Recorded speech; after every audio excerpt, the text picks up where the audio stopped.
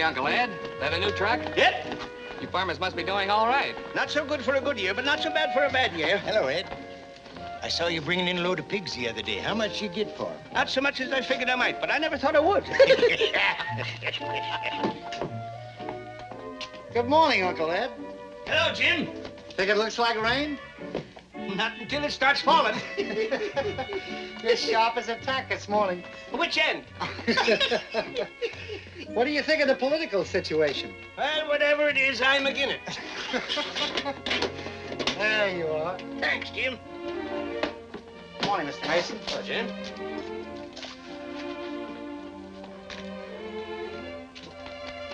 Hello, Uncle Ed. Hello, Mason. You too, eh? Me too what? Putting your cash on ice. Is that what you're doing? That's what everybody's doing. Look. 20,000 smackaroos. Black market? Oh, it all came over the top of the table. What are you putting it in there for? Well, that's what you're doing, ain't it? Oh, no. Mine are government bonds. My dollars are out helping run the country. Looks like they expect our dollars to run the world. Not me. I'm gonna be ready this time. Ready for what this time? Remember 1933? What's your 20,000 smackaroos got to do with 1933? We're heading that way again and fast. Yeah? What gives you that impression? Well, the writing's on the wall. Higher prices, higher wages, money getting tighter, trouble abroad, business recession, a shrinking dollar. A dollar won't do much for a person these days. That's because a person won't do much for a dollar these days. You take a tip from me, old-timer. Turn those bonds into cash and be ready. Oh, you give me a pain in the ankle. You with your writing on the wall. Why don't you come out and say what's biting you? What's that? Fear. You're afraid of your own shadow, Mason. You're scared of a lot of little boogeymen. So you're hiding your cash in a strong box. Where I can put my hands on it when I need it.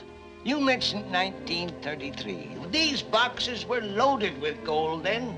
Thousands of dollars hoarded away by panicky people.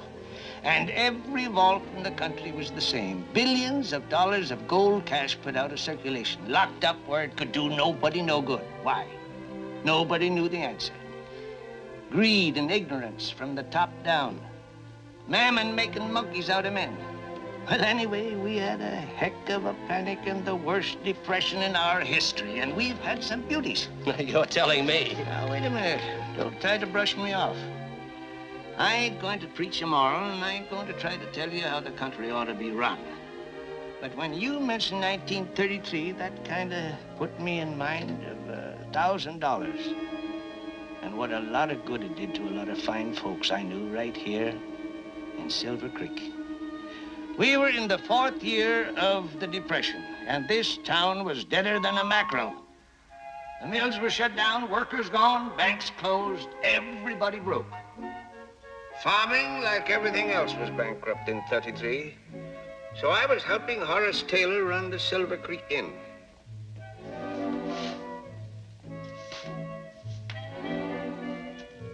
Horace Taylor was a nice fella, kind and honest, but the crash of 29 had about wiped him out.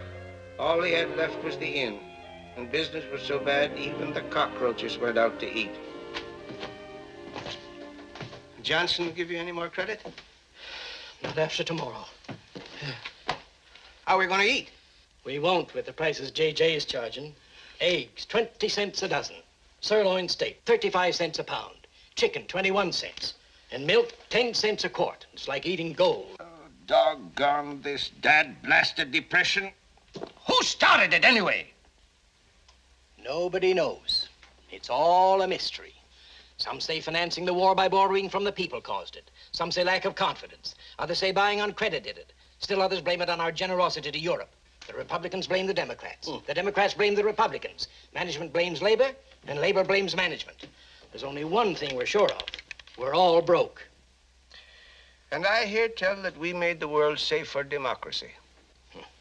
You haven't $1,000 I could borrow, have you? I got a $1,000 life insurance policy, Horace, but I gotta be dead if you want to collect it. Don't tempt me. Horace!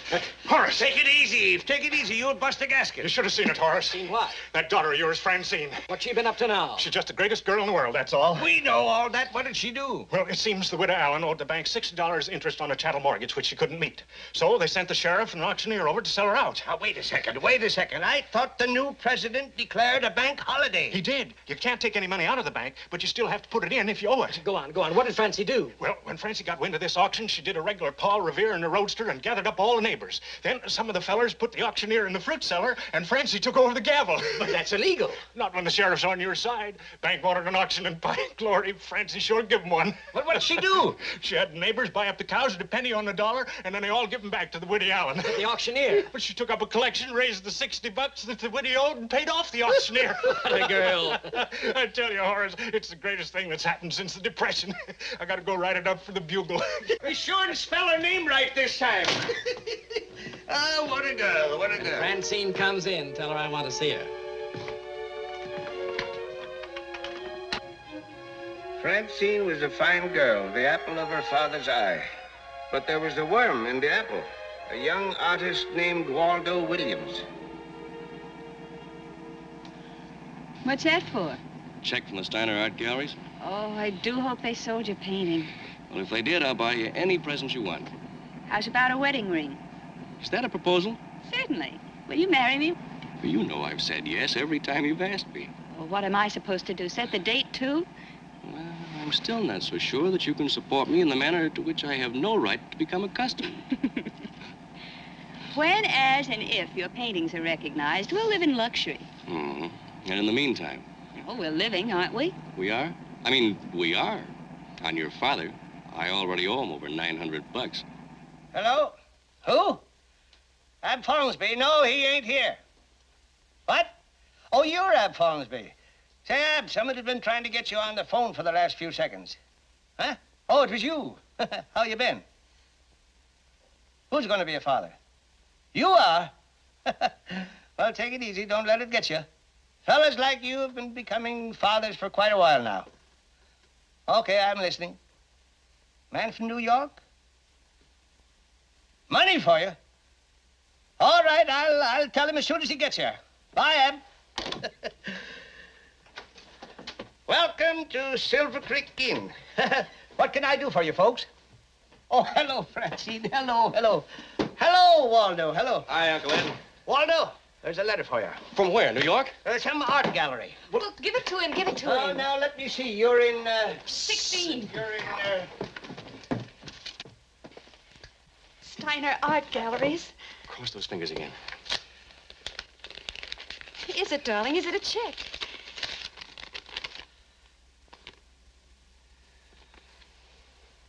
You know the guy who was going to buy that picture? He backed out. He sure did, out of a 50th-story window. Another Wall Street sucker. Guess you're going to have to wait a little while for that ring. I'll take the gear upstairs.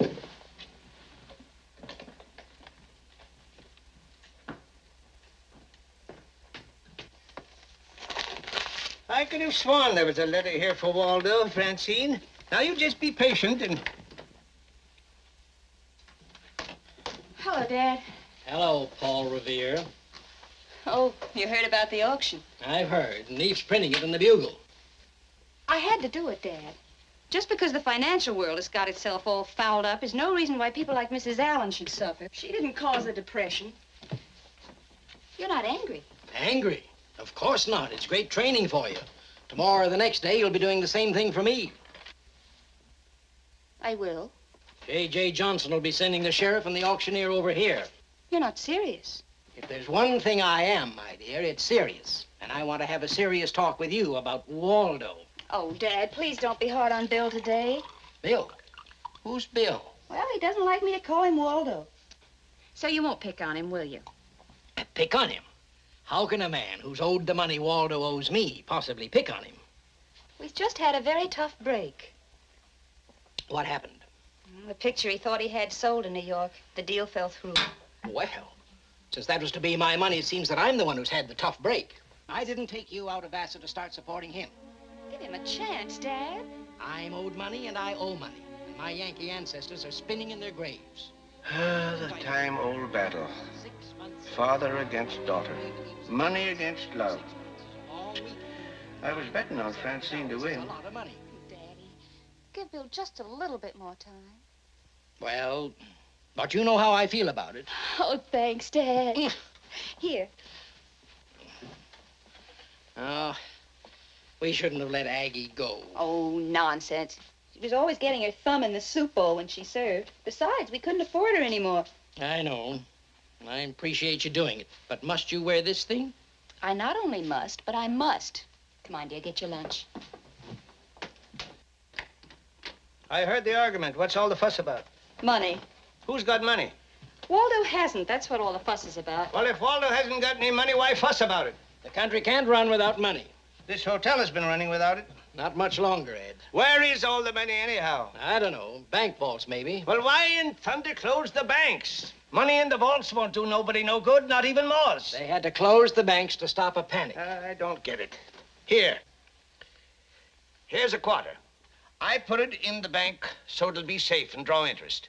Now I want to buy a good cigar. The new president declares a bank holiday. I can't get my money out. What do I do? You borrow on your credit. You got a cigar? Sure. My credit good? Thanks. Well, maybe the government ain't so dumb after all. Just a minute, Ed. The bank you deposited your quarter in is unsound. Huh? The bank examiners won't let it reopen. Your credit is all tied up. The bank had to foreclose. Hey. Yes, sir. Money's a funny thing. You worry when you got it and you worry when you ain't. What was it Ab Follansby said about a man coming up from New York with money?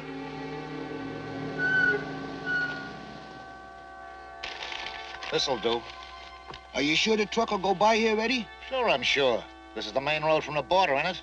If you say so, Eddie. Sure, we'll wait in this flap joint and let the truck barrel through. Pick it up on the hill south of town and escort it to New York. If you say so, Eddie. I say so.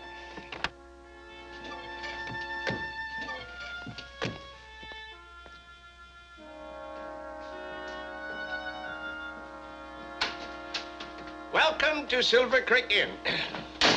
What can I do for you, ladies? Hello, Pop.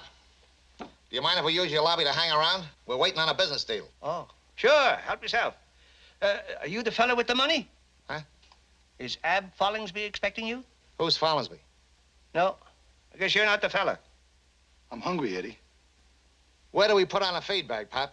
Oh, dining room's right in there. 50 cents apiece, please. Will you keep your eyes peeled for us, Pop? We're watching for a truck. Cagliari Express Company. If they come by, buzz us, huh? I'll watch like a hawk. Thanks, Pop. Have a cigar? Don't mind if I do. Over here, Hawk. Oh.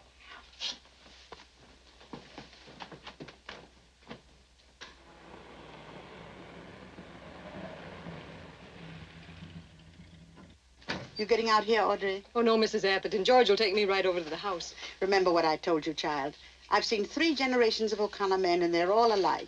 Irish, high-spirited, and sensitive, every one of them. You're right about that. I guess that's why I married Tom in the first place. I'm glad we had our little talk on the train. Keep your chin up, dear. Oh, you won't tell Tom about it, will you? Do I look like the kind of a woman with a mouth big enough to put my foot in? Don't answer that. Hello, Geraldine. Hi, Ed. How are you? Not as bad as I look, not as good as I feel. Hello, Audrey. It's nice to see Uncle you. Ed. Tom will be glad you're back. Oh, thank you, Uncle Ed. That goes both ways. I'll take you back. Nonsense, Ed. I'm stronger than you are. Goodbye, Audrey. Give my love to Tom. I will. Goodbye. Over the river. Over the river. You still believe the earth goes around the sun? It certainly does. Oh, poppycock. Don't I see it coming up every morning and going down at night? With your brain, you ought to be a very happy man. You got a room for me? Got a room for a convention. Place full of echoes, huh? Yeah. The only guest we've got is Waldo Williams, and he's on the house. I suppose you want your usual room, eh? Fine. Say, who owns that big black job out in front with the New York license plate? Looks to me like a couple of gangsters. Bootleggers? Nice fellas. They give me a cigar. We won't be seeing those boys around much longer. Beer's coming back, and they'll repeal prohibition pretty quick. Well, it suits me. Body can't sleep with those heavy booze trucks running down here from Canada. You want to go right up? No, I'll have a bite of lunch first. Dining room open? Yeah, temporarily. Knock, knock. Who's there? Nona. Nona who? None of your business. Not bad, huh? Pretty good, young fella. Listen. Knock, knock. Who's there? Greta. Greta who? Greta Long, little doggy. Greta Long. That's a little old-timer. I gotta remember that one. But catch this. What is it? Indian riding in a V8. Oh. Don't take it so hard. That got its hash marks in the Civil War. Welcome to Silver Creek Inn. No, I'm not staying. My name's Peabody, Eustace Peabody, Acme Collection Agency. There's nothing to collect around here, not even garbage. And the boss has gone away. He's been away for a long while. Well, I'm not collecting. I'm delivering. Garbage? Oh, no, of course not. I'm supposed to meet a man named Ab Follinsby. Have you seen him? Oh, no, he hasn't been in town for quite a while. Well, he ought to be here. He's late now. I've got to get the afternoon train back to New York. Follinsby. I knew I had something to remember. Are you the fellow with the money? Don't shout it. Yes. Well, Ab told me to tell you that he'd be late. He's having a baby. His wife is. A baby? He's got a gall bringing me up here to this hole in the ground. He wouldn't take a check by mail. Well, Ab's no fool. You can't cash a check with the bank's closed. Well, what am I supposed to do while his yokel's paging the store? Now, don't get yourself in a sweat. Go in there and get yourself something to eat. Ab will probably be here by the time you get back. Here, 50 cents, please. A baby storks. What a bird.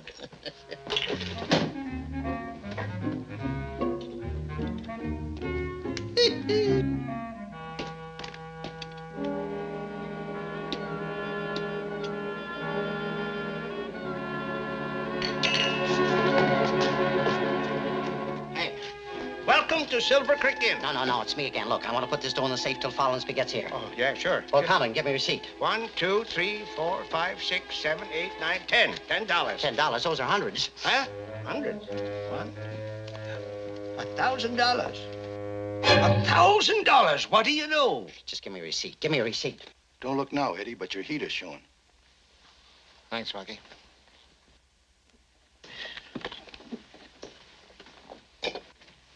Hey, Eddie. What's on your chest? A tattooed horse. Which way is he going?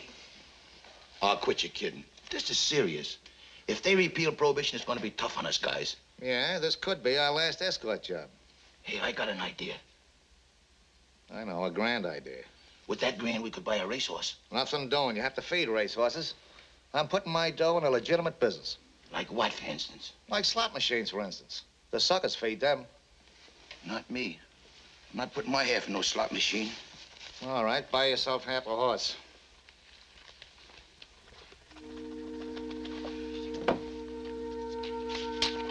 There you are.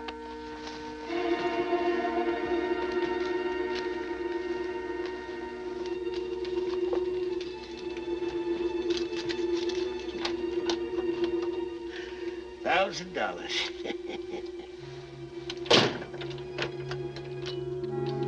There you are. Safe as a bug in the rug. Knock, knock. Who's there? Felix. Felix who? Feel excited?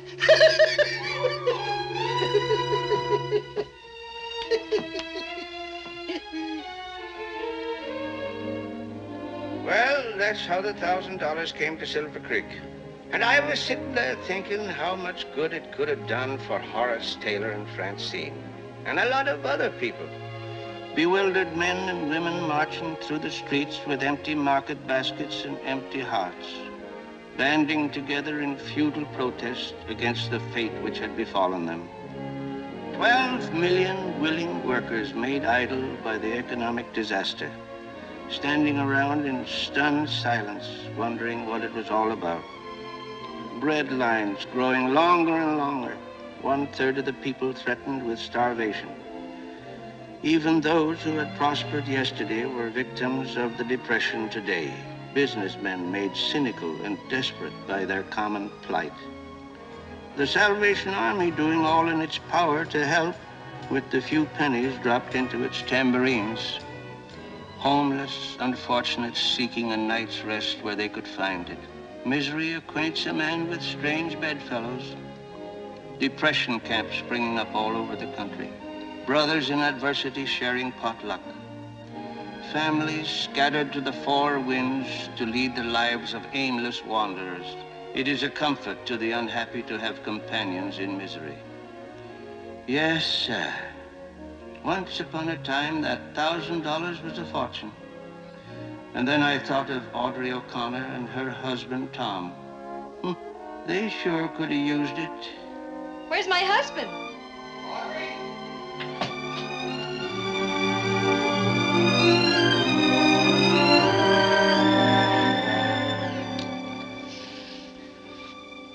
Oh, I missed you, Audrey. I thought I'd go crazy. Oh, Tom. Let me take a look at you. 4 new gray hairs. You've been taking life much too seriously, my love. Well, let me see what kind of a housekeeper you are.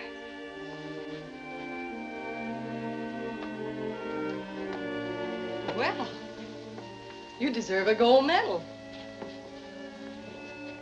Ashtrays all empty. No new cigarette burns on the furniture. Ooh, dirty dishes in the kitchen instead of on the mantel. Not bad for a lawyer. Yeah, a lawyer without a client. I think you were cut out to be a bachelor. Audrey. Oh, I was only teasing. Oh, I know. I'm sorry. I haven't got the right to blow up. You're earning the living. Maybe I was cut out to be a bachelor. You were meant to be the cut of my jib, and that's just what you are. So stop frowning. This isn't your private depression.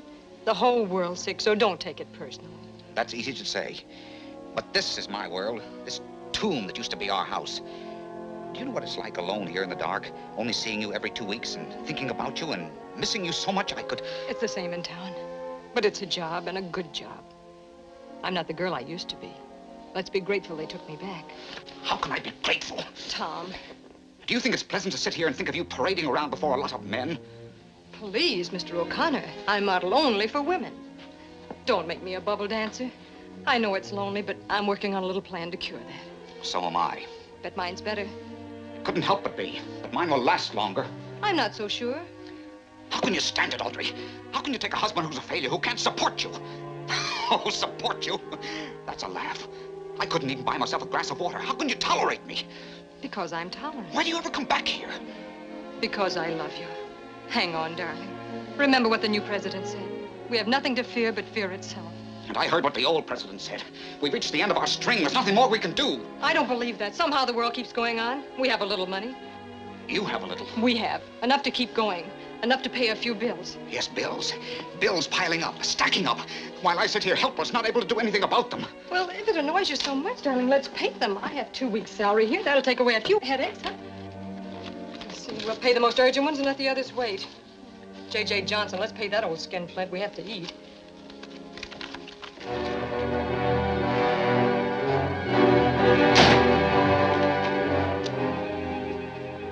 Tom!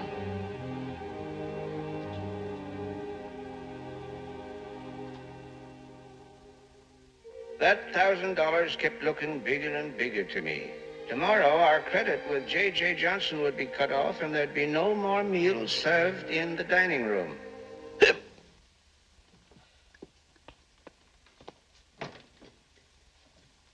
Horace, you ought to be ashamed of yourself letting Francie wait on the tables like this. Don't talk to me about it, Geraldine. I wanted no part of it. It was my idea. But good heavens, child. What's the matter? Isn't the service all right? Perfect, but why doesn't Waldo pitch in and help? Waldo, that worthless... Dad? Isn't he still staying here?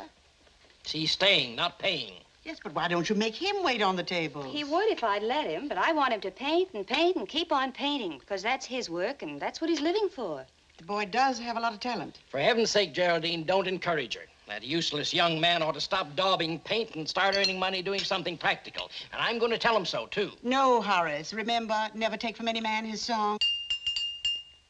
Got something to talk to you about. Very important. See you in a minute. Knock, knock. Who's there? Hobart. Hobart who? Hobart, a little kiss, baby. Oh, you heard that one before, huh? It's a small town. Things get around pretty fast.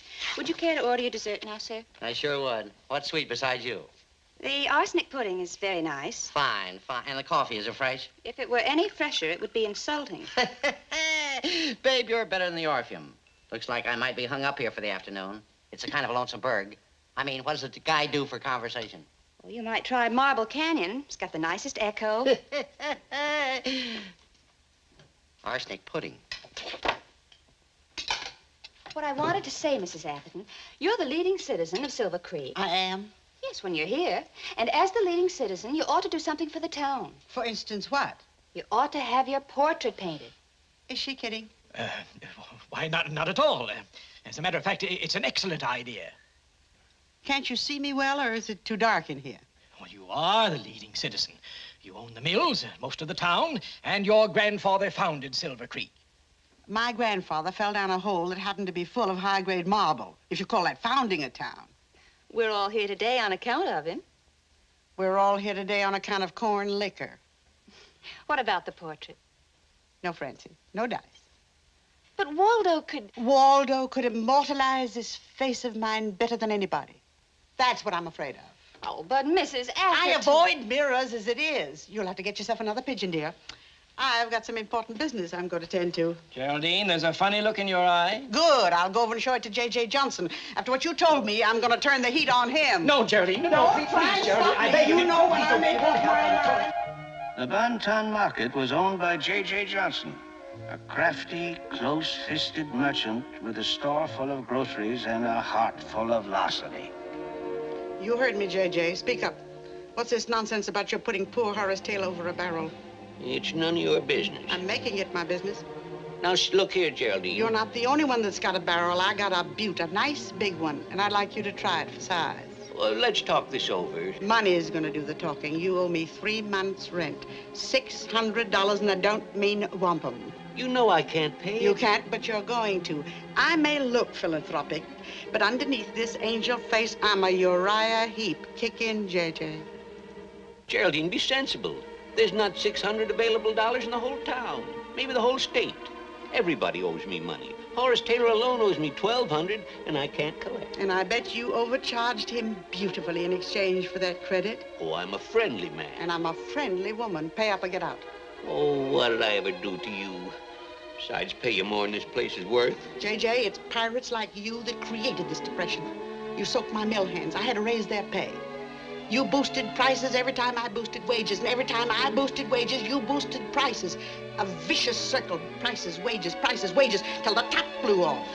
Well, did I control prices? When people were buying, yes. When they stopped buying, neither you nor anybody else could avert a depression. It's like a snowball going downhill, getting bigger and bigger until it's smashed at the bottom. I had to close the mills. Your customers were out of work and broke. You were charging 60 cents for a dozen eggs, and now you're begging for 20. Well, don't you suppose I took a beating, too? I hope so, and I hope you learned a lesson. Next time when we come around to a normal way of living, don't start raising prices. Oh, what do you think I am? Well, you can't grow a cherry tree out of a squash seed. Oh, Geraldine, have a heart. Sure, I'll have a heart. Yours. And that means I'm going to Tom O'Connor's office and have him draw up a writ of eviction. Don't go away, J.J. I'll be back with the sheriff and the auctioneer.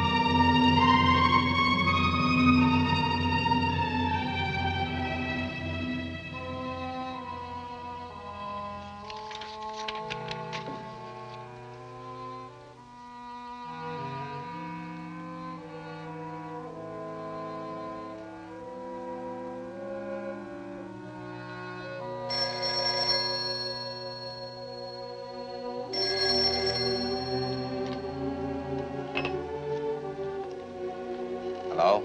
Tom? Why did you run out on me? I remembered something I had to do. Will you be long? Yes, quite a while. Then I'll have time to run over to the inn and see Francine. Go right ahead. See you later, darling. Yeah.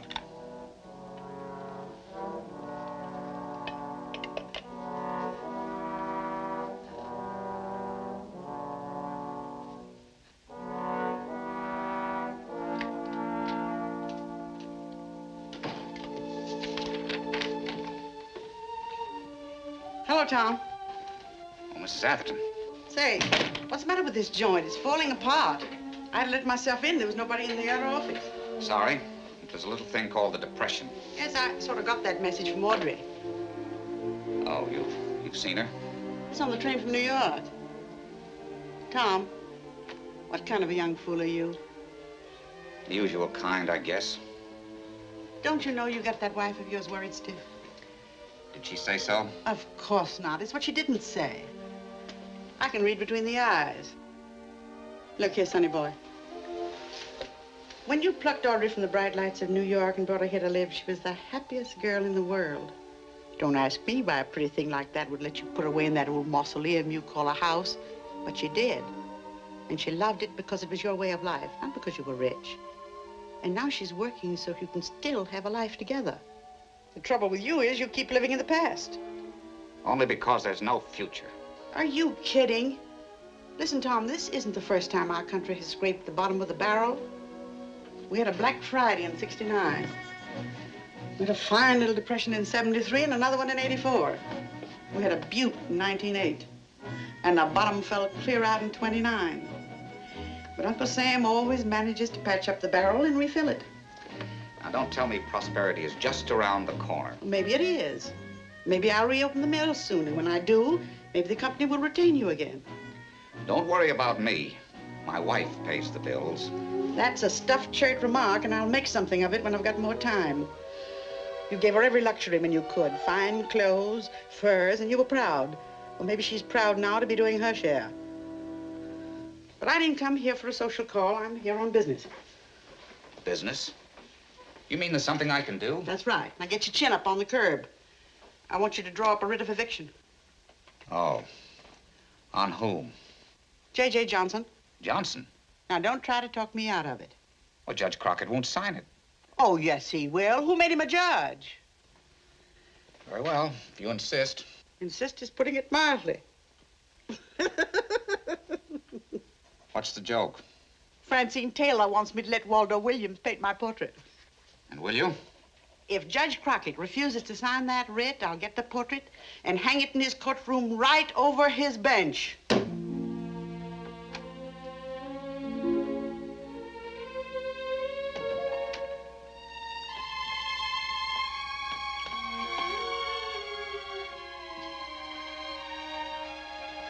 Come back out of that dream world, Rembrandt. Hi. Rembrandt is right. This one ought to make me immortal. Well, you better eat while you're still mortal. All right, just a second left. Finish. You can't paint unless you eat, you know. I can't eat unless I paint either. True. This one's for the barter system. Barter system? Yeah, a painter needs paint to paint with, and for that I get more paint. How do you like my model? Isn't she a cutie? But lines. I wish all your models were like her. Why? They'd give you the brush off. Mm-hmm. That's quite a whispering, Bill. Good likeness. You like anything I do. You're just prejudiced. Remember the first painting of yours I ever saw? Yeah, it was in the Bureau Scowers in Paris, wasn't it? Should have been in the Louvre. Should have been in a pawn shop. It was a lovely painting. Stood entranced, gazing at it for hours. Mm-hmm. And up stepped a tall, handsome stranger. And Well, he said, he was tall. and he asked you what you thought of it. And I said that it was the most beautiful thing I'd ever seen. And the handsome, fascinating stranger said that he thought you were far more beautiful than the painting. He wasn't a bit fascinating, just a fresh smoothie with an American accent. Yes, but you did accept his invitation to lunch. I was a venturesome hussy in those days. Besides, I was hungry. It's a good thing for you his credit was good at that little cafe. And what was his credit good for? A luscious dish of snails. And that was the beginning of a beautiful romance. Oh, my darling, it was April in Paris. They even wrote songs about us. Our rendezvous, our chestnut trees, a small cafe. In spite of your pug nose, the guy fell madly in love with you. And I with him, in spite of everything. What's wrong with my nose? Nothing. I love it. Some down. If you say so, Eddie. I say so. Me, I like horses. If I wasn't tied up with this escort job, I'd stick around and do a little pitching. Horseshoes? Welcome to Silver Creek Inn. Hello, Uncle Ed. Is Francine in? Oh, hello, Audrey. I just saw her take Waldo's lunch upstairs. Oh, thank you. Oh, pardon me. Well? Didn't I see you on the New York train? Yes, I was the caboose.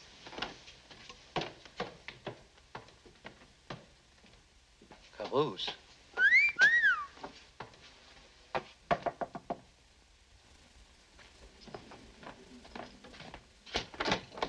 Hello, Waldo. Hello, who? Bill. Okay, it's better. Come on in.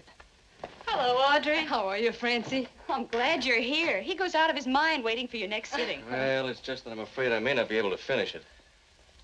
Not finish it. It's just his pride. He owes Dad money. Oh. Oh, money. Sure, who cares about money? Forget it. Oh, yes. What's money? When I first commissioned you to do this painting, I didn't know Tom's business was going to collapse. Audrey, the pleasure of painting your portrait is payment enough for me. But that's not fair. Now, just a minute. You two have heard about the artist who's 10% inspiration and 90% perspiration. You're not going to take away my inspiration now, are you?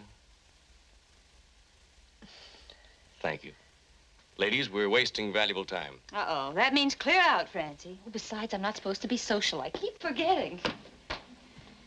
Audrey, make him finish his lunch, will you? These days, he just don't send back half a sandwich with a pickle on the side. I'll make him eat it. Hey, waitress. That's for being a cute kid. Oh, thank you, sir. Nicest tip I've had today. Come on, Audrey, I'll help you dress. Fine. What a stunning suit. Oh, it's the new thing. Must have cost a fortune. Don't get the idea that I bought it. The store lets me wear these models for advertising. What a break. Are the skirts all that long? Oh, yes, that's a new style. It's quite a change, isn't it? I bought this in 1930. Yours is a 1933. By the time we reach 1940, they'll be dragging on the floor. The women aren't taking to the new lengths too quickly. I love this dress. Seems prettier each time. I wore it on the very first date I had with Tom. It was always his favorite. That's why I saved it. When it wears out, will you let me have it? Sorry. I guess there's a dress in everyone's life that somehow or other represents romance. Waldo just has to finish that painting, Francie. I want to hang it in the library so Tom won't be lonely while I'm away. And I'll always be with him, just as I was the first time he saw me. And you'll always be lovely to him, Audrey. But I know what you mean. Don't worry, we'll get the picture finished somehow. I think Bill feels just as you do about it. And he's put his heart as well as his soul into it. That's why it means so much to him. It's as if you were telling Tom what's in your heart in that painting. Tom needs to know, and I can't seem to tell him. It's funny. Here we are, both of us working, trying to help out. Anybody'd say this is a tough time for women. I don't agree. It's much worse for men. Especially sensitive, proud men. You haven't told your father? Huh. Strictly a secret among the three of us. I want it to be a complete surprise for Tom. To cheer him up, though, I'm afraid it'd have to be a Gainsborough. Oh, Waldo Williams, please. Let's ride out and take a gander at that hill. Hey, that's a hunch. Lord Gander's running the third. You're getting to be the smartest moron I've ever met. Thanks, Eddie.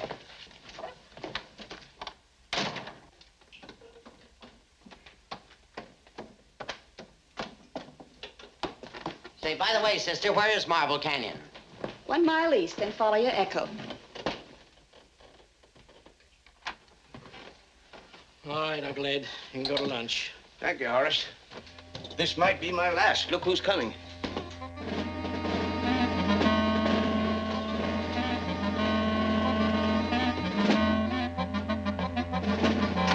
Hey, Follinsby, Ab Follinsby. Who, me? My name's Johnson. Horace. Horace. Oh, hello, J.J. Don't give me that stuff. What's the matter? Less words and more action, Horace. The time has come to put up or shut up. I'm not fooling. I want the money you owe me, and I want it right now. And I haven't got it. I've got to have it, Horace. I don't like to push you this way. It isn't as if I wanted it all. Just half. Right now, that's all. Just half. But it's impossible. I've got to have it, Horace. Geraldine Atherton is putting the heat on me. I owe her $600 back rent.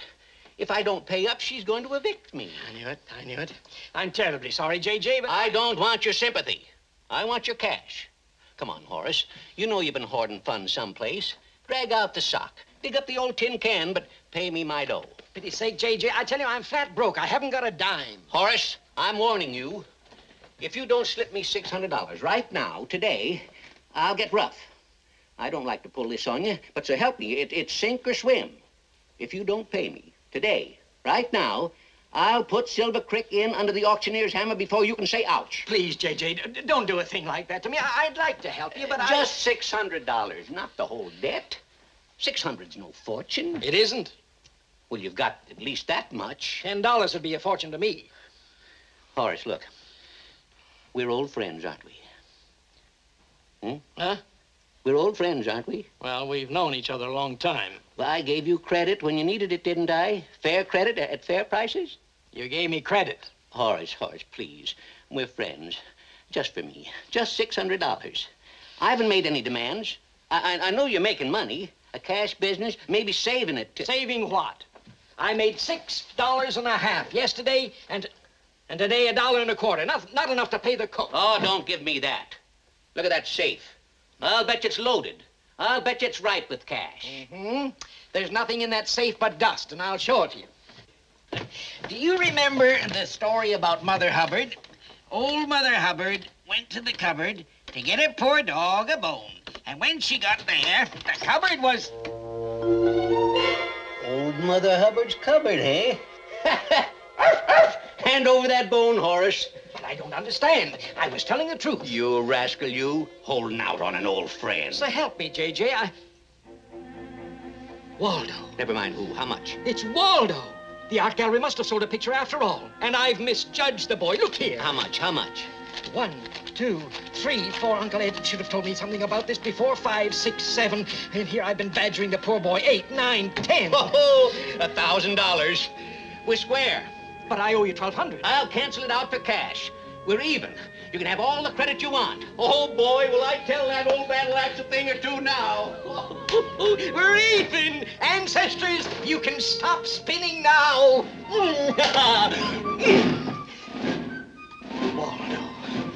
Waldo, my boy, my son.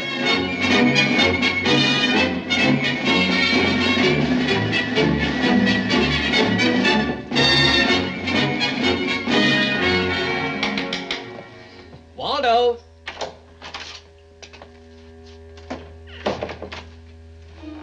Oh, no. Waldo. Just a minute. Please. Waldo, my boy. Thank you, thank you. Hello, Mr. Taylor. Sometimes it's a little difficult for an ungifted man like myself to appreciate an artist like you. You must be a little understanding with me, my boy. Well, I didn't expect anything quite like this. Now, I want to give you a dinner. We've got to celebrate. Youth and talent should be sponsored and not smothered. I want you to know how proud I am of you and your painting. And I think my daughter is one of the luckiest girls in the world. I'm awfully glad you think so, sir. Oh, you're going to make a happy couple. Yes, indeed, and I'm going to show you how proud I am of you. Oh, my boy, this is a happy day, a happy day. Now, let's see what you're doing. Oh, no, Mr. Taylor, a painter has to have privacy. Yes, I understand. Yes, of course. Well, then you get right on with your work. Here, have a cigar. Thanks. And I'll see you later, son.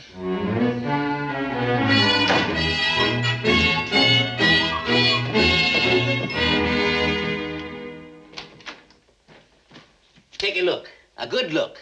How do you like them apples? Had me over a big barrel, eh, Geraldine? Well, it had weak staves. Or you can tear up that writ, Tom. Tear it up and write me a receipt for $1,000. Count it, Tom. I still don't believe it. $1,000, genuine, guaranteed coin of the realm. The real thing. No imitation. J.J., where'd you get this money? Oh, I don't consider that any of your business. That's right. $1,000. Well, give him a receipt. And if he's robbed a bank... Oh, they're all closed, madam, remember? Well, then you took it off of a dead body. I'll have the police examine it for blood stains. Oh, is that so? Well, while you're doing that, Geraldine, remember this. The back rent is paid, and there's an advance payment there. And if you set foot inside the Bonton Market within the next 8 weeks, I will have the personal pleasure of heaving you out on your ear. Thank you, my boy. It's been very nice. I trust that you remember me if I never see you again sometime. I never forget a face, and I'll always remember both of yours. Aye. Well, I guess that's that.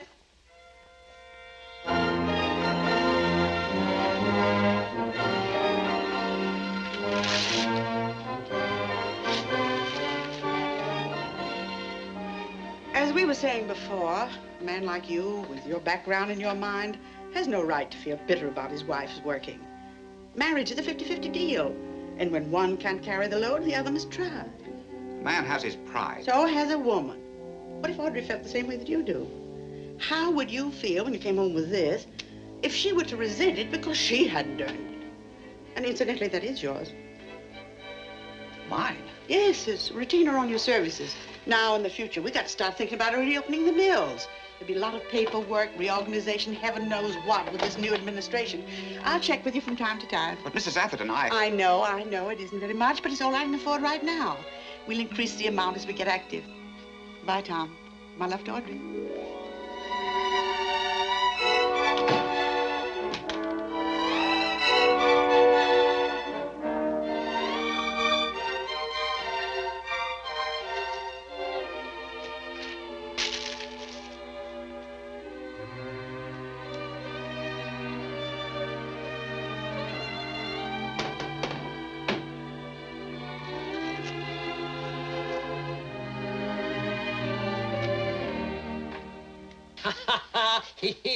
Little brown jug, and you love thee. Well, you sound as spry as a kitten, Horace. I thought the tapioca pudding was a mite heavy myself. Ed, you old rascal, why didn't you tell me before? About the tapioca pudding? About the money. What money? The money in the safe, the $1,000. Oh, that money. Oh, don't make it sound as if it was only $5. Don't you know how important it was to me, what it meant to me? $1,000. Well, that's all right, Horace. I give the young fellow a receipt for it. Oh, I don't give a hang about the receipt, but the money. I needed it so desperately. And when you saw the... What young fella? Well, the fellow that brought the money. Waldo, you mean? Waldo? Waldo Williams. He owed me $970, and he paid me. He did? Didn't he? You feeling all right, Horace? I don't know. I'll tell you when you answer this question. Did Waldo Williams give you $1,000? No. It was a fellow by the name of Peabody, Eustace Peabody. Are you sure? Of course I'm sure. Why, you'd think I was absent-minded or something to hear you talk. He brought the money for Ab Follinsby. Only Ab Follinsby was about to become a father and couldn't be here, that's all. So the man got excited, and I put the money in the safe. Oh. What's the matter? Is that tapioca pudding bothering you? Not Waldo's money. That means it wasn't mine. And that means... Now, take it easy, take it easy. Take it easy, he said. Shh. It's all right. It's all locked up. I spun the dial. There's nothing to worry about after all. What's biting, Horace? I don't know. I'll have to talk to Francine about her pa. He's getting senile or something. I never heard of such a thing. I can't believe it. Horace, it's awful. It's terrible. I knew you'd understand, J.J. Why, it's a catastrophe. Horace, they could put you in prison. Prison? It's a criminal offense. Misappropriation of funds. And the funds belong to somebody else. Yes, that's true. Oh, the disgrace of it. Poor Francine. Think of what people would say. I can't. I only thank heaven for a friend like you at a time like this. That's the spirit, Horace. A stiff upper lip, chin up, and face the world with a friend at your side and a pure heart. Thank you, J.J. I knew I could count on you to give me back the money. The money? Yes, the $1,000. Give it back? Yes, you see if I can get it back into the safe before that Peabody fella comes back. Really, Horace? Oh, what's the matter? Well, don't you think it'd be imposing on a friendship to ask for money in times like these? But that's what we're talking about, the money. It isn't mine. I gave it to you. It isn't yours. It's Peabody's. Are you trying to imply that I stole those funds? No, nobody stole the funds. It's a mistake. It's an error, but I gotta get the money back. Please, J.J. Well, I'd be glad to help you out, Horace. Thank heaven. But then don't frighten me like that. Only I haven't got the money. It's too hard on my nerves. You haven't got the money? Of course not. I told you Geraldine Atherton was going to throw me out. I had to pay her every cent of it. Horace, get a grip on yourself. The hotel, my ancestors, the safe, the money, Peabody, Waldo, Mrs. Atherton. Mrs. Atherton.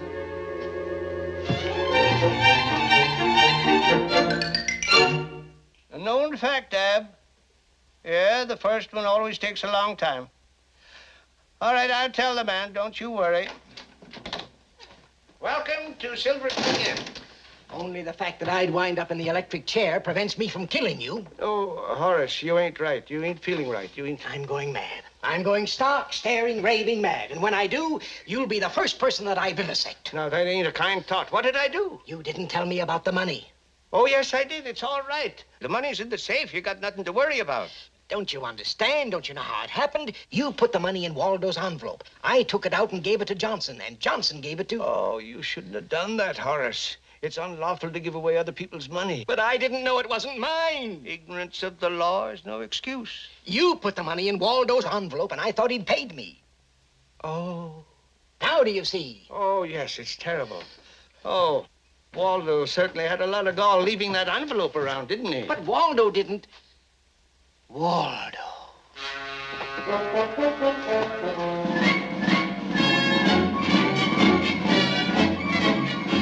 I wonder what's disturbing Horace. Williams!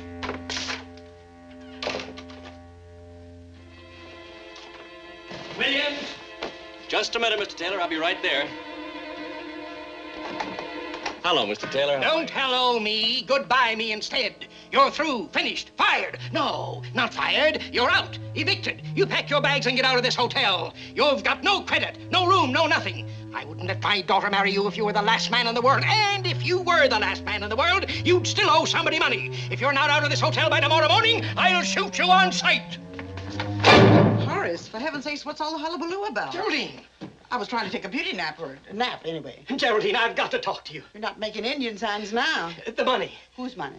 My money. I mean, Waldo's money. I mean, the money I thought was Waldo's. Far be it from me to commit you to a loony bin, but your train sounds like it's off the track. Geraldine, did J.J. give you $1,000? He did. I gave it to him. You did? Well, where'd you get it? From the safe, where Waldo put it. I thought. You thought? Only he didn't. I thought he did. I took it by mistake. Horace, if you're trying to get that money from me, you're working the wrong side of the track. Geraldine, have mercy. I don't mind if I do, but I haven't got the money. I gave it to Tom O'Connor. O'Connor? Oh, my gosh. Well, he might lend it back to you at a fair rate of interest. You think he would? Maybe I could. Oh, Dad, I was... How do you do? Charmed, I'm sure.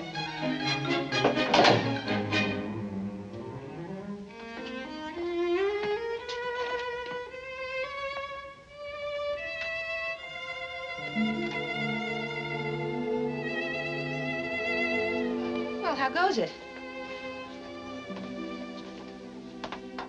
What's eating you two? Waldo says he can't finish the picture. Can't finish it? Oh, Waldo, you have to finish it. I can't tell you how very much it means to me. And to Tom. And to me, too, Audrey. That's the best thing I've ever done, but what can we do? You heard what Mr. Taylor said, clear out by morning. What is all this? Your father, Francie, he foreclosed. He can't do that. He not only can, but he did. Now, you're gonna finish that painting. Come on, Audrey, get back into your dress. Oh, I can't now. I have to hurry and shop for Tom's dinner. Can you come back after dinner and pose? Sure, I can do that. All right, we'll try it after dinner. About 8. Good. Now, you better tell me just what happened. Francie, I don't like to mention this, but sometimes does your dad go off the deep end?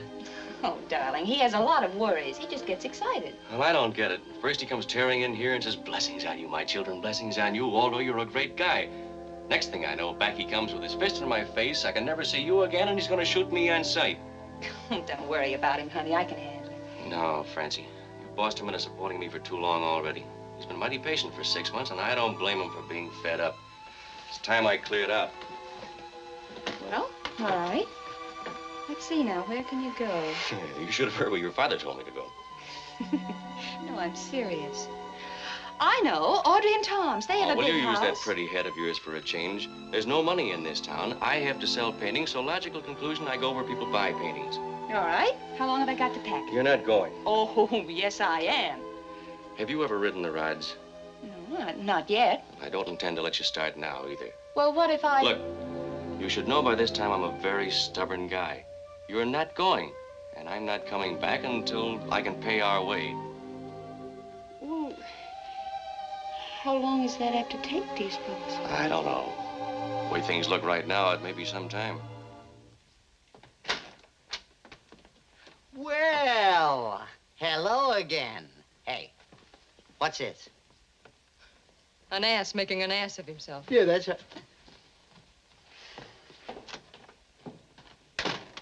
Welcome to Silver Creek Inn. Save it, old-timer, you'll wear it out.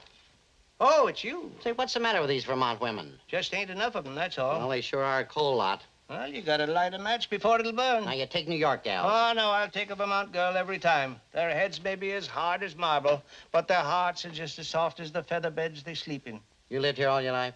Not yet. Well, what do you Vermonters do for excitement? Raise more corn. You're supposed to ask me why. All right, Mr. Bones. Why do you raise more corn? To feed more cows. Why? To get more milk. Why? To make more money. Why? To buy more land. Why? To raise more corn. Why? That's enough, young fella. Thanks, son. Ain't been able to pull that since the tourist trade fell off. Say, what about this Follinsby? Isn't he ever going to show up? Oh, he just telephoned. He told me to tell you to keep calm. What does he mean, keep calm? I guess that's what the doctors have been telling him. I got a half a mind to take the dough and blow back to New York. Okay, if that's the way you feel. It's your money. Now, wait a minute. No, don't go off half-cocked. Ab needs that money, seeing as how he's going to become a parent and all. Now, you just go over there and sit down and make yourself to hum. If that guy doesn't show up pretty soon, I'll make myself to hum on the southbound train.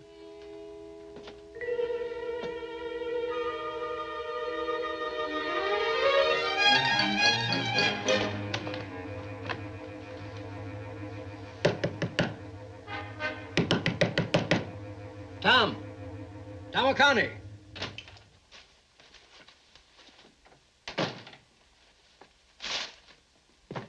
Tom? Hello, Audrey.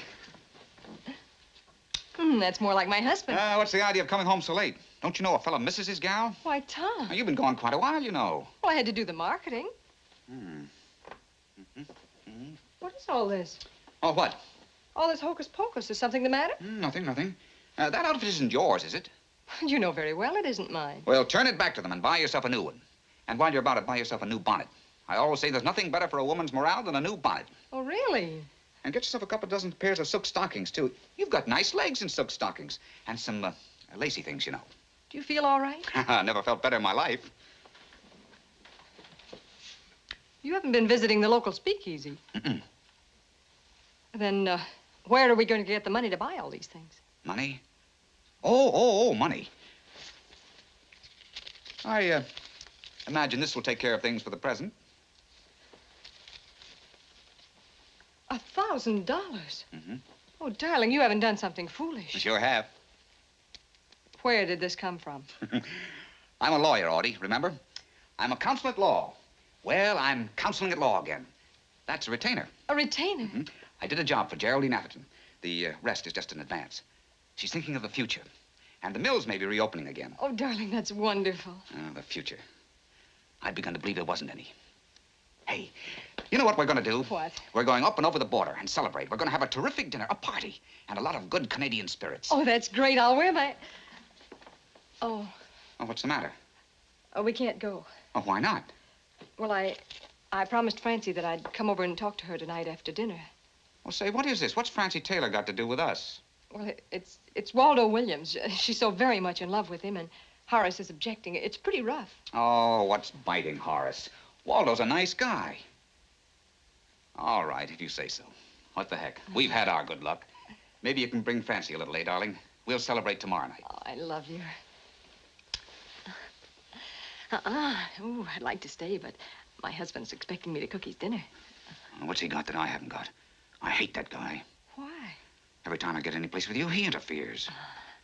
That's life. Back to the kitchen, slave. Stick around. We may be able to get rid of him.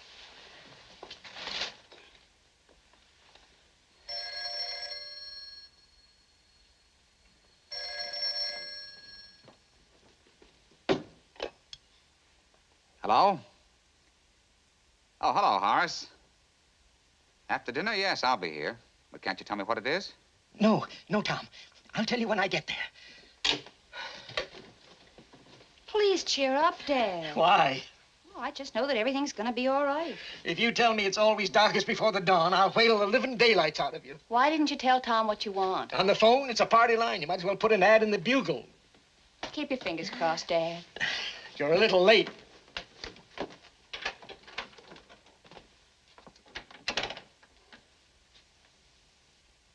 Gee, Eddie, look. Lord Gander run out of the money. I'd have lost me shirt. You'll lose your neck if that truck don't show up soon. It ain't my fault. I don't set the timetable for the trucks we're going to escort. Shut up. You say so, Eddie.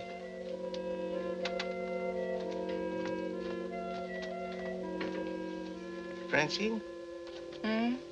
What? penny for your thoughts. Too cheap. They're worth 20 years in Sing Sing. What? If only they had cracked the safe and stolen the $1,000. They? Who? What do you want them to rob us for? If they had, Dad wouldn't be in trouble. Well, there's nothing in it. But there isn't. I know. But if they had cracked the safe, if they thought the money was still in there. Now it's too late.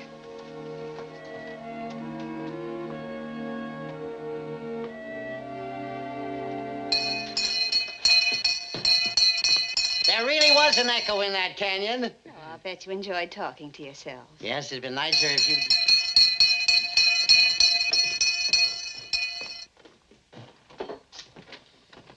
Go get your dinner, Ed. I'll get mine later if I ever get my appetite back.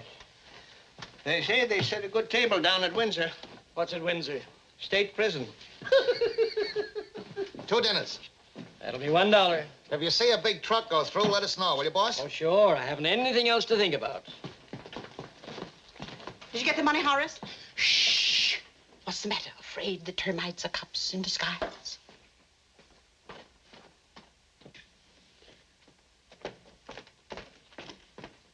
Do you gentlemen mind if I join you? Sure. Sit right down and take a load off the floor. Thank you. I just hate to eat alone. Me too. Nothing like a lady for dinner. Me, I like Rocky, he likes horses. Me, I like horses, too. Yeah? Yeah. Where would Lady Godiva been without a horse? Lady Godiva? What track is she running at? In the Epidermis Handicap at Coventry. Thank you. Oh, good evening, Mr. Peabody. Wish I could say the same. Here, for the dinner.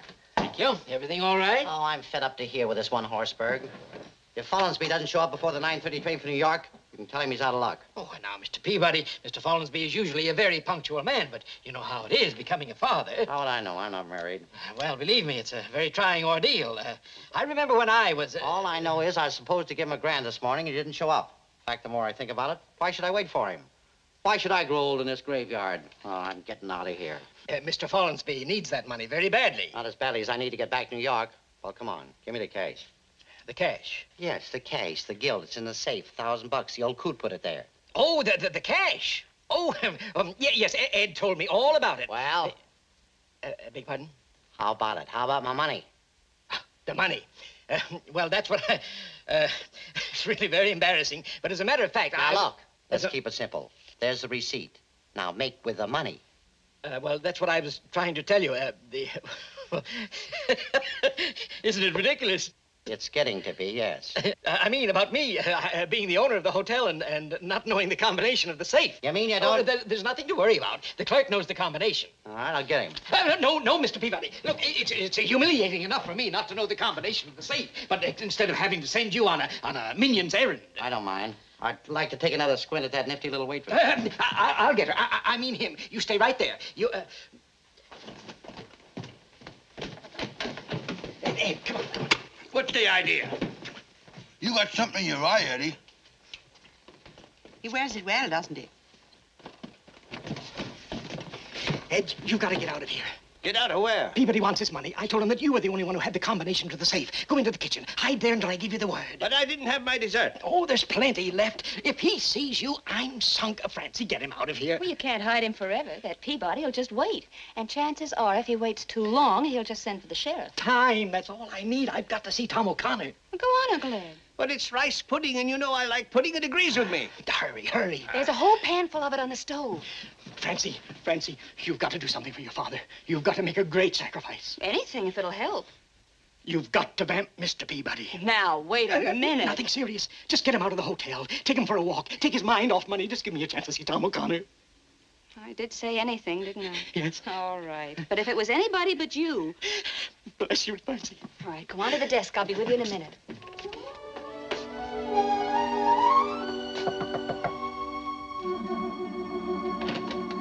Hiya, beautiful. I've been waiting for you.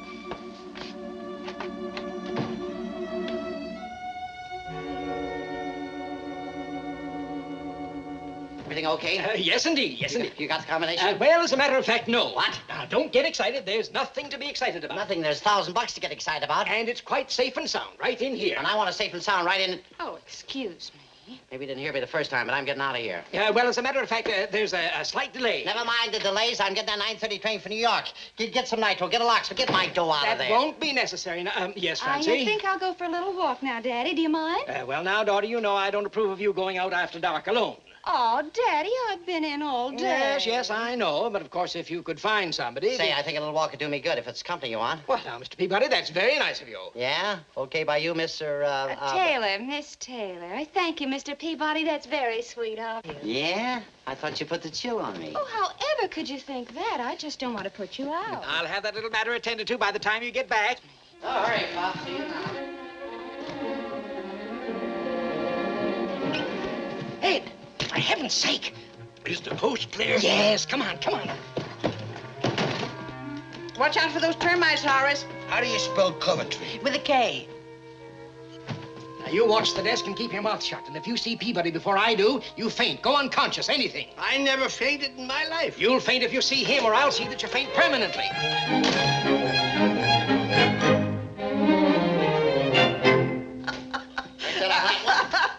Another one that'll slay you. I'm afraid my Boston ancestors wouldn't approve. Thanks for the laugh, boys. Good night. Good luck. Good night, lady. If you're ever short of a snort, give me a call in New York. Thank you. Good night. Good night. It was me got Horace in this jam, and it was up to me to get him out. Then I thought of a plan. Say there, you fellas. Come here a minute.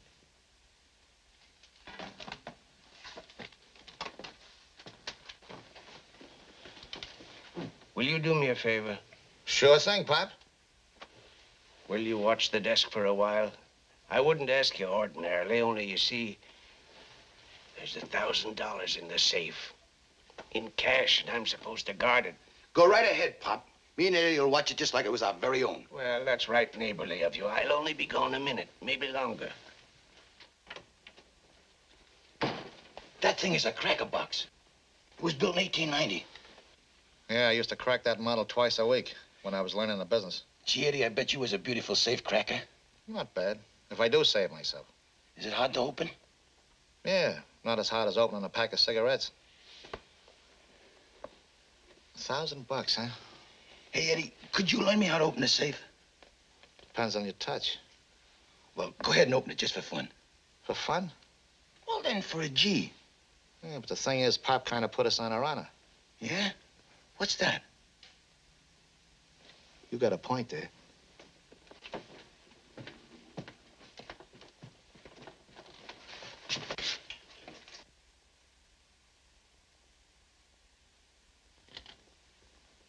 It's all in the touch of the fingers.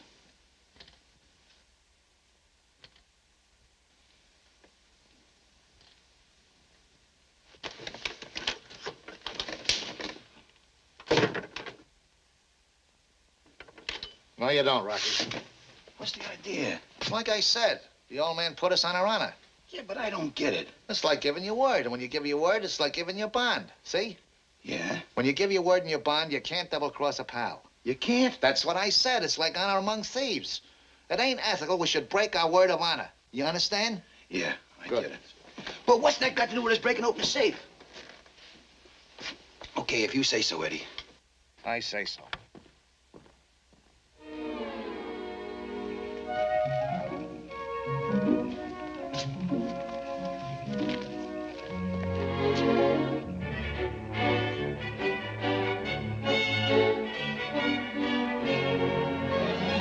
Tom, I've got to talk to you. Oh, hello, Horace. I couldn't explain over the telephone party line. It would have been all over town, you know. Quite a story about Francine and the cattle. Yes, Tom, listen to me. I'm listening, Horace. I'm in trouble. I'm in awful trouble. I've done a terrible thing. Well, you better come into the house and tell me all about it. Yes, well, you see... No, I can't go. I've got to get that money. What money? It wasn't mine. Don't you understand? It wasn't mine. And I thought it was. And that's why I gave it to J.J. Now, take it easy, Horace. Let me get this straight. You owed Johnson some money, and you paid him with funds which didn't belong to you? That's right. And I've got to get that $1,000 back. But you were not aware that the funds you transferred did not really belong to you. No, they belong to Ab Follansby. Oh, does Ab know that you misappropriated? Don't use the word like that. No, Ab doesn't know anything about it yet because the money hasn't exactly reached him. You see, it belongs to a fellow by the name of Peabody. Now you're not making sense. If you want me to help you, Horace, you've got to make sense. Now tell me the truth. Look, the money was in the safe. I thought it was mine. I took it. No intent to steal, no intent to defraud. Only an intent to pay my debts. It's a difficult case, Horace. A very difficult case. Ipso facto, no proof of criminal intent. Don't say criminal. Look, Tom, you've got to help me. I've got to get that money back. I'll pay you anything. Don't worry about a retainer at this time, Horace. I'll do all I can to help you. Now, as your lawyer, the first thing... As my lawyer? Yes. The first thing we must do is to prove that your assumption the money was yours is valid. Otherwise, the district attorney is... District attorney? What are you talking about? What's the matter with you? I don't want a lawyer. I don't want a district attorney. All I want is the money. I need that money. Hang on to yourself, The Horace. money. I got to have that $1,000. I gave it to J.J. He gave it to Geraldine. She gave it to you. I've got to get it and put it back in the safe. Oh. Oh, he says. Tom, for pity's sake, I see. I've got Well, to... I'm terribly sorry, Horace. I misunderstood you. I'd be glad to help you out. Oh, thank heaven. I'd really be glad to if I had it. It sounded like you said, if you had it. I did say so. Audrey's got it now. Oh, no. I just gave it to her only a few minutes ago. Why don't you ask her for it? She couldn't possibly have spent it. Shops are all closed. Where is she? She went to the inn to see Francine. To the inn? To see Francine? The $1,000 at the inn? Horace, take it easy.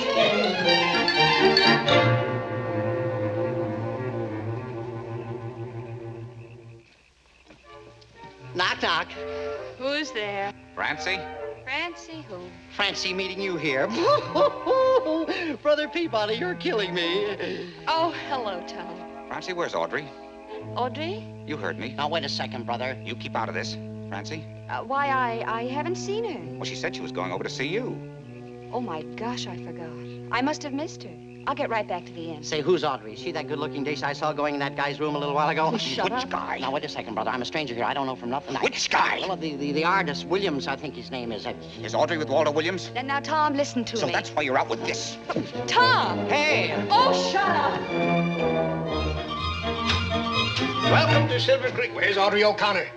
Home, I reckon. She's not home. I just came from there. Tom said she was here. Well, I ain't seen her. Maybe she went by when my specs were up. Maybe she's out with Francie. Francie's out with that Peabody fella. Oh, she must be hard up. If they come back, you tell them I'm out. Stall them off. I've got to find Audrey O'Connor if I have to telephone everybody in town. Well, now...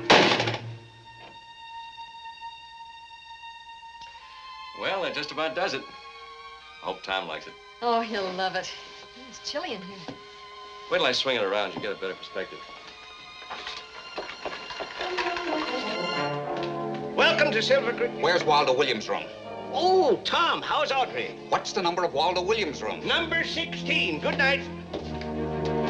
Tom! Wait!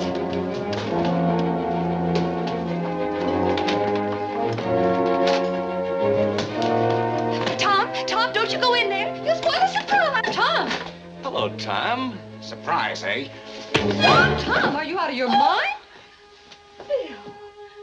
You didn't have to do things this way, Audrey. Hooray, you're jealous. Look.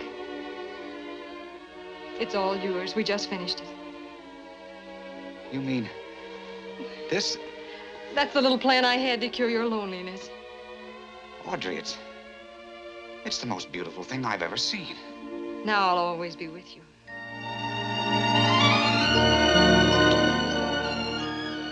Mrs. Atherton was right. I've been a fool.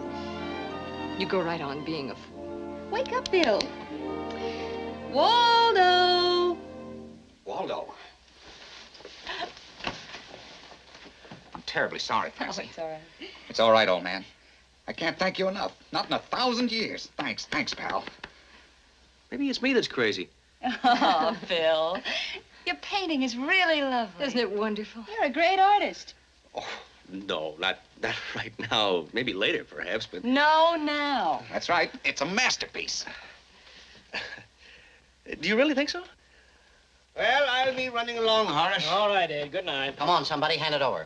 Oh, there's something I wanted to tell you, Horace. Tell him to give me a grand. Oh, hang it all. I can't remember a word of it with him interrupting all the time. Well, it probably isn't important. Only thing is, it was important. I'll say it was. Well, you'll remember tomorrow. You can tell me then if I'm still here. Only thing is, I hate forgetting. Folks will be saying I'm getting old. I wish getting old was the only thing I had to worry about. I don't worry about it. If I don't get old, I'll be dead. Now, you get a hold of a good criminal lawyer, Horace. Hold everything, Taylor. Something, Mr. Peabody? I'm blowing out of town. Give me that dough.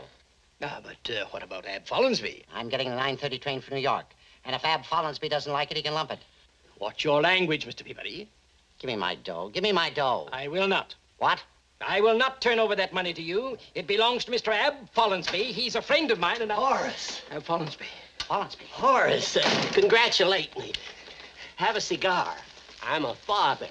Myra just had twins. Twin boys. Have 2 cigars. Congratulations. Twins? Wonderful. Saves time. Boys, girls? Of course. So what else would you expect? Are you Follinsby? Is your name Ab Follinsby? Here, young fella, take it easy. I'm the one that just had twins, not you. I mean, my wife. You are Ab Follinsby? That's me right enough. My name's Peabody, Acme Collection Agency. I've been hanging around this hole in the wall all day waiting for you. Well, Mr. Peabody, glad to see you. Have a cigar. Thank you very much. Twins. I got the money for you. Okay, pal. Hand over the money. The money? Yes, don't tell me again you haven't got the combination. Shucks, Horace knows the combination of that lockup like it's his own birthday, huh, Horace? Sure, but...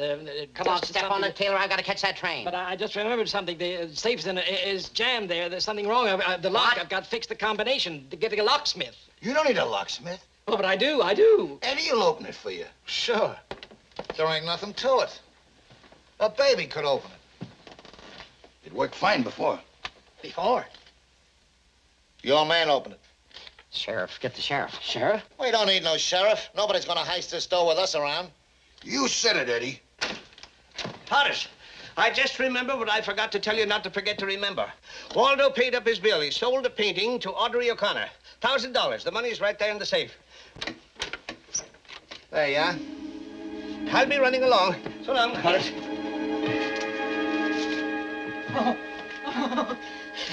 Good old Waldo. Come on. There you are, Mr. Peabody. Count it if you please. We don't want to have any mistakes.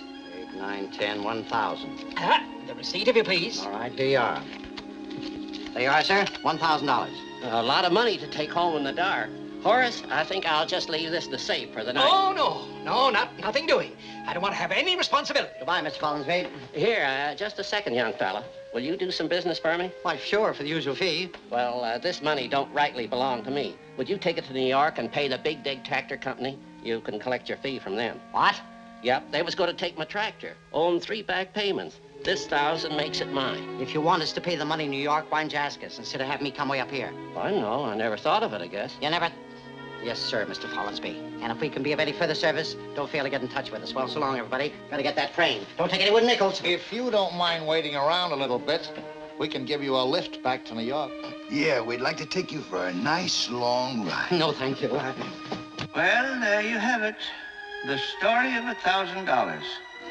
It arrived in Silver Creek at noon and left again at 9 that night. And in that short time, it solved a lot of problems. Maybe that wisp room would sweep away the depression. It brought a young couple a bright hope in the future. And the $1,000 bought a portrait, a symbol of permanence and security for a wavering marriage which had been headed for the rocks of vain pride and misunderstanding. It helped an old skinflint pay off his back rent, but it didn't square his debt to his maker. It saved the inn from the auctioneer's hammer, and it started something between a couple of old hearts you'd have thought too tough for Cupid's arrows. And while that money had nothing to do with Ab Follinsby having twins, it did save his tractor. And strangely enough, that money didn't belong to any of those people, but Ab Follinsby. And maybe it didn't belong to him. That's quite a story, Uncle Ed, but what became of the gold? What gold? The gold you said was in these boxes in 33. Oh, we went off the gold standard, and it was a crime to hoard gold. They used it for filling teeth, when they could find teeth to fill. What's so funny? Well, I was just thinking what a joke it would be if we went back on the gold standard and they made you turn in all that cash. They could do it, too. Anything can happen. Ed, you're absolutely right. Well, what should I do? Take that money in the bank and put it back in circulation. Didn't you get the point of my story? That $1,000 circulated. Money is like blood. No good unless it's circulating. You're absolutely right. Jim, let me out of here. I'm gonna put this money in the bank. Hooray for Mason. I wish everybody would do that. Well, goodbye, Jim. Goodbye, Uncle Ed.